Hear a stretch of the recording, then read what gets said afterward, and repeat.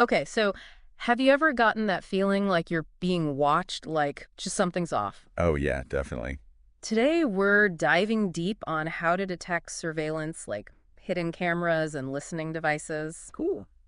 Our source is this audio file called How to Easily Detect Surveillance Equipment. Okay. And it claims that you can find this stuff using simple things you probably already have around the house. Oh, interesting. So, to start things off, the first method involves something you probably have in your pocket right now, a digital camera. Really? How does that work? So, the source actually plays audio clips of this like weird zipping, humming, and crackling. Hmm. And they say that that's the kind of sound you'd hear near a hidden camera or listening device. Oh, I see. What's happening is those devices, they often emit electromagnetic waves, Okay. and those can interfere with the camera's microphone. So, the microphone is accidentally picking up on those waves. Yeah, basically, you're using the microphone to pick up on those electromagnetic signals. So, it's like my camera is an accidental EMF detector. Exactly. It's really a basic technique. It's more of a something's not right here indicator than a precise locator. So, it's not going to tell you exactly Yeah. where the thing is. Right. Got it. So then to actually pinpoint those signals, our source says to use something a little more old school, an AM radio. AM radio, okay. Yeah, they say to set the radio to an empty frequency, so it's all static, Mhm. and then slowly sweep the antenna around the room. Hmm. And apparently the static will change as you get closer to a hidden device. And why is that? Well, it's because sometimes those hidden cameras and microphones, they actually transmit on frequencies within the AM band.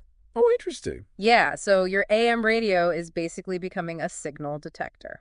So you're tuning into their secret broadcast. Yeah, All in a right. way, but we do need to remember that like baby monitors and cordless phones, Right. those also operate on radio frequencies, so it Mhm. could create similar interference. Definitely. So crackling doesn't necessarily mean there's a spy cam in the house plant. Exactly. It's more about looking for those like sudden changes in the static as you move it around. You're trying to pinpoint the source of the signal. Right, like triangulate it. Exactly. Now, this is where I thought it got really interesting. Yeah. The source says we can use EMF sensor apps on our smartphones. On our phones. Wow. Yeah, so there's this Android app called EMF Sensor Free. Right. And as you move your phone around, it gives you readings in milligauss or mg. Okay. And supposedly higher readings mean you're closer to hidden electronics. Makes sense. EMF sensors are designed to detect variations in electromagnetic fields. Right. And electronic devices definitely create those fields, Yeah. but it's not a foolproof method. Because lots of things emit EMFs. Exactly. Your microwave, Wi-Fi, router, wiring in your walls, Yeah. Okay. all those can create EMF readings. So it's more about those unusual spikes. Right, exactly. Especially in places you wouldn't expect them. Like if it's going crazy near the bathroom mirror. Yeah, that could be a red flag, but you'd need more information. Okay. The app can't tell you what's causing it. Got it. Now, the source also mentions an iPhone app called Tesla Meter 11th, but they said it's not as good at pinpointing the direction. That's probably because the effectiveness can depend on a few things. Hmm. The app itself, the phone's hardware, even other devices in the environment. Right. Okay. So we've got cameras, AM radios, EMF sensor apps. Right. Now let's get to something more high-tech thermal imaging. Oh, cool. Yeah, the source recommends this FLIR one. Okay. It's a thermal camera attachment for iPhones. I've heard of those. So they give this example of scanning a bathroom sink and seeing a higher temperature around the faucet. Yeah. Like hinting at a possible hidden device. Yeah, thermal imaging can be really powerful for detecting heat signatures. Uh-huh. And all electronic devices, they generate heat even in off mode. Oh, really? Yeah, so they can really stand out against a cooler background. So the bathroom sink, it just shows how it can reveal things that are invisible to us. Exactly. Now, this is where it gets a little spooky. Okay. The source claims that the FLIR one can sometimes show this pinkish fog. Yeah, emanating from a wall where they think a device is hidden. Now, while thermal imaging is valuable, you have to be careful about interpreting those visual cues too. Literally.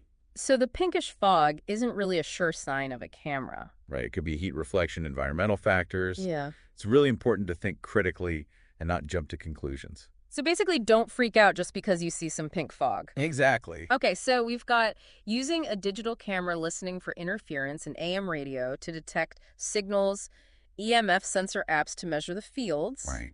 and thermal cameras to pick up on heat signatures. Uh, But are there other things we should keep in mind when trying to detect this stuff? Yeah, it's not just about the technology. Okay. You also need to consider the tactics used to conceal these devices. Right. They're often hidden in plain sight, disguised as everyday objects. Like a fake smoke detector or something. Exactly, or a USB charger that's actually a camera. Oh, wow. So even if you don't detect any obvious signals, it's worth paying attention to anything that seems out of place. Like if something seems a little too ordinary. Exactly. Okay, so we've got our tools and our detective eyes ready. Right. But before we go full spy hunter, Yeah. what about the legal side of this? Oh, that's a great point. The laws around surveillance and counter-surveillance can be complex and vary a lot from place to place. So something that's legal in one place could get me in trouble somewhere else. Exactly. Hmm. Some things like using devices that block GPS signals could be illegal even if you think you're being tracked without consent. So it's not as simple as just buying a bug detector online? No, unfortunately not. Right. It's really important to understand the laws in your area and maybe talk to a lawyer if you're concerned. Good advice. Yeah. So before we go full James Bond on our surroundings, Right. we need to do our legal homework and be mindful of everyone's privacy. Absolutely. Okay, well, in this first part of our deep dive, we've explored 4 methods for detecting those hidden devices: cameras, radios, apps, and thermal imaging. But as we learned, it's not just point and click. We need to be aware of the limitations of these methods, Definitely. the potential for false positives, Right. and of course the legal ramifications. No, But there's more to this than just the tech and the legalities, right? absolutely. We also need to think about the psychological impact of surveillance, that feeling of being watched even when you're not sure if you are. Yeah, that can be really unsettling. Definitely. And we'll explore that dimension in the next part of our deep dive. Looking forward to it. Stay tuned. Okay. So we were talking about that feeling of being watched. Yeah, like even if we haven't actually found any hidden cameras or anything, Right. just the thought that someone might be spying on us can be really unsettling. It really it goes straight to our sense of privacy, you know? Yeah. Like humans, we need to feel in control of our personal space and our information. Right. And when that feels threatened, Yeah. it can be really unnerving. It's like that feeling when you think someone's staring at you across the room. You get super self-conscious. Exactly. And surveillance just magnifies that feeling. Right. We start second-guessing ourselves, censoring what we say and do, even withdrawing from social interactions. So it's not just the potential harm of being spied on, but the impact of feeling watched. Exactly. It creates this chilling effect on our behavior. We might not express ourselves as freely Right. or do things that could attract attention. Which is kind of ironic because that self-censorship is already a form of control, even if no one's actually watching. That's a great point. Yeah. It shows how insidious this fear can be. Right. We limit ourselves and conform even when there's no real threat. Like we're preemptively surveilling ourselves. In a sense, yes, we internalize this gaze of the imagined watcher. Wow. Okay. So how do we deal with this? How do we balance awareness of the risks without letting the fear take over? Well, I think knowledge is power, understanding how this stuff works, Yeah. both the technology and the psychology that Yeah. can help us protect ourselves. So deep dives like this are a good start. Absolutely. It's also important to set boundaries online and offline. Be mindful of what you share, the devices you use, and the places you put yourself in. And if we think we're being surveilled, remember to get legal advice before doing anything rash. Exactly. Always err on the side of caution. Good advice. Yeah. Okay, so we've talked about the tech, the legal stuff, and the psychological impact. Right. But our source also gets into the nuts and bolts of how these hidden devices work. And it's fascinating. It's kind of creepy, too, like how sophisticated these things have become. Oh, yeah. For sure gone are the days of those bulky cameras and microphones. Right. Today's surveillance equipment is tiny, almost invisible. They mentioned that a lot of these devices are designed to look like ordinary things. Pens, USB chargers, even smoke detectors. Exactly. And they have advanced features: motion detection, night vision, remote access. So someone could be watching from anywhere in the world. It's definitely possible, and that's what makes this so complex. Right. There are legitimate reasons for surveillance security law enforcement, but the potential for abuse is there too. It's about finding that balance between security and privacy. Exactly, and that's a conversation we as a society need to have. Right. As technology gets better and these devices are everywhere, we need to decide where we draw the line. Okay, let's shift gears a bit and talk more about the methods for detecting these devices. Okay. Earlier, we talked about using a digital camera to listen for that electromagnetic interference. And our source actually gives examples of the sounds to listen for. Oh, interesting. Like what? They say you might hear a high-pitched whine near a hidden camera, almost like a mosquito. Oh, wow. And a clicking or ticking sound could mean there's a listening device recording. So not just random static, but specific sounds. Exactly. But again, we have to remember these sounds could come from other things too. Right. More investigations needed. Right. Our source also has some tips for using an AM radio more effectively, like using a high-quality radio with a directional antenna. Makes sense. A directional antenna can really help you pinpoint that signal. Uh-huh. And they say to slowly sweep it across the area, listening for changes in the static. They even say to tune in to specific frequencies like 120 megahertz and 900 megahertz. Apparently, those are commonly used by surveillance devices. I didn't know that. Yeah, it's getting technical, but they explain that those frequencies are used for wireless video and audio transmission. Oh, I see. So by scanning those frequencies, you're trying to intercept the signals. They're like radio detectives. I know, right? But again, lots of things use these frequencies, so we got to be careful. Definitely. Okay, what about the EMF sensor apps? Right. The source goes deeper into the types of apps and how they work. Okay. Some use the phone's magnetometer to detect magnetic fields, while others use a combination of sensors. And they do mention the limitations. The readings can be affected by things like power lines, appliances, even the metal in your phone case. Oh, wow. They also give tips for interpreting the readings, like a sudden spike when you move your phone closer to something. Right. That could indicate a hidden device. But don't jump to conclusions based just on a high reading. Right. Got to consider other factors. And they stress using a calibrated EMF meter. Oh, yeah. Not all apps are created equal. Some are more accurate. Some phones have better sensors. Right. So do your research and find a good app. Okay. And even then, it's just one piece of the puzzle, right? Exactly. Got to look for patterns and anomalies. Now, what about thermal imaging? Okay, so the source explains how those cameras actually work. Okay. They detect infrared radiation, which is emitted by everything, people and devices. And the camera makes a visual image showing temperature variations as different colors. So electronic devices, they usually give off more heat. Right. And that's why they stand out on a thermal image, even if they're well hidden. That's cool. But there are limitations. A device might be behind something that blocks the radiation. Oh, okay. And some materials, like metal, can reflect heat, creating false positives. So again, use good judgment. Right. They also mention that these cameras can be used for more than just finding hidden devices. Oh, yeah, like what? Like finding heat leaks in your house, identifying electrical problems, even tracking wildlife. Wow, it's pretty versatile. Okay, so we revisited the 4 methods, talked about how they work and what to look for. Right. But sometimes it's best to call in a pro, right? Yeah, absolutely. If you're really concerned about being surveilled, talk to a security expert or a private investigator. And remember the legal stuff we talked about? Make sure you're not breaking any laws. Right. Got to be careful. So in this second part, we explored the psychological impact of surveillance. We dug deeper into the methods and talked about getting professional help if needed. Right. A lot of good information. But there's one final piece of the puzzle we need to talk about. What can we do to prevent this from happening in the first place? That's the big question, and we'll answer in the final part of our deep dive. Awesome. Stay tuned. All right. So we talked about how to detect hidden surveillance devices. Right. And we talked about that feeling of being watched. Yeah. But now I want to talk about how to prevent this stuff from happening in the first place. That's a good question. How do we protect our privacy when it feels like everyone's always watching? Right. Exactly. It's a valid concern these days. But the good news is there are things you can do to minimize your risk. Okay. So you're saying we don't have to become hermits and live off the grid. No, not at all.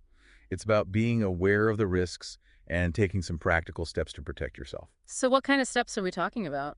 Well, think of it as a layered approach, combining different strategies. Layered approach. I like that. Where do we start? Let's start with your physical space. One of the best ways to prevent surveillance is to just make it harder to plant a device. So like doing a regular sweep of your house looking for anything suspicious? Exactly. Pay attention to anything that seems out of place. Yeah. A new object. Yeah. You don't recognize a device that looks tampered with. Even a weird noise you can't explain. Our source mentions that common hiding spots are things like smoke detectors, clocks, lamps, even USB chargers. Right, those are everyday objects people often overlook. It's also good to check for anything positioned to give a clear view, like a camera pointed at a bed or a desk. So basically, don't assume that a smoke detector is just a smoke detector. Except be curious. Take a closer look if something seems off. Investigate it. Got it. So regular sweeps are important. What else can we do? Think about physical security measures like window coverings, your own security cameras, even motion detectors. So you're saying fight fire with fire, use cameras to deter cameras. Kind of, yeah. Yeah. Having your own security system can deter snoopers, Okay. and it gives you a record of what's happening, which can be helpful if something does happen. Makes sense. But what about when we're out in public hotel rooms, Airbnbs, places where we don't have as much control? That's when you got to be extra vigilant. When you're in a new environment, take a minute to look around. Our source actually mentioned using your phone's flashlight to find hidden cameras. Oh, yeah. The lens of a camera will reflect light so you can shine your flashlight around. Okay. Look in those dark corners, vents, places like that. We're like detectives looking for clues. Right, and they also say to be mindful of mirrors, especially two-way mirrors. Oh, yeah, those are creepy. And any devices with cameras or microphones, like TVs and digital assistants. So the TV in my hotel room might be watching me. It's possible, if you're concerned, cover the lens with tape or unplug it when you're not using it. Good advice. Okay, so we've got the physical space covered. What about online? How do we protect our privacy there? That's a whole other layer of protection. Hmm. And one of the most important things is being aware of what you share online. Okay. Think about what you post on social media, the websites you visit, the apps you use. All that data can be used to track us, right? Exactly. The more you share, the easier it is for someone to figure out your habits, your interests, even your location. So be careful what you post. What else can we do? Strong passwords are crucial. Use a different one for each account and make them complex. Yeah, and don't reuse the same password for everything. Absolutely. If Yeah. one account gets hacked, you don't want them all to be vulnerable. Right. Okay, strong passwords, check. What else? Two-factor authentication that adds an extra layer of security. How does that work? You'll need to enter a code from your phone or email in addition to your password. So even if someone gets my password, they still can't get in. Right. It makes it much harder. Okay, two-factor authentication. Got it. What about all the apps we use? Those seem to be collecting data on everything. They do. A lot of them collect a lot of data. So what can we do about that? Be aware of the permissions you're giving them. Do they really need access to your location, your contacts, your microphone? If not, deny those permissions, and if an app seems too intrusive, just don't use it. Good point. What about public Wi-Fi? Is that still a security risk? Public Wi-Fi can be risky because it's often unsecured. Anyone can intercept your data. Okay. If you have to use a VPN, a virtual private network. Right. A VPN encrypts our internet traffic so people can't see what we're doing. Exactly. VPN for public Wi-Fi. Got it. Anything else? Watch out for phishing scams. Those are emails or messages that try to trick you into giving away personal information. Oh, yeah, like your passwords and credit card numbers. Never click on links or open attachments from people you don't know, and be wary of anything that seems too good to be true. So basically, don't be naive and don't trust everything you see online. Exactly. It's always better to be cautious. Okay, so in this deep dive, we covered a lot. How to detect hidden devices, the psychological impact of being watched, and how to protect ourselves, both physically and digitally. It's a lot to think about. It is, and as technology keeps advancing, this is going to be an ongoing conversation. Absolutely. Things are always changing. We need to stay informed. So what's the one thing you want listeners to take away from this? I want them to know that they don't have to be victims in this age of surveillance. Okay. By understanding the risks, taking steps to protect ourselves, and having these conversations about privacy, we can all be more aware and confident. Great advice. Thanks for joining us for this deep dive into the world of surveillance. It was my pleasure. Until next time, stay vigilant and stay safe.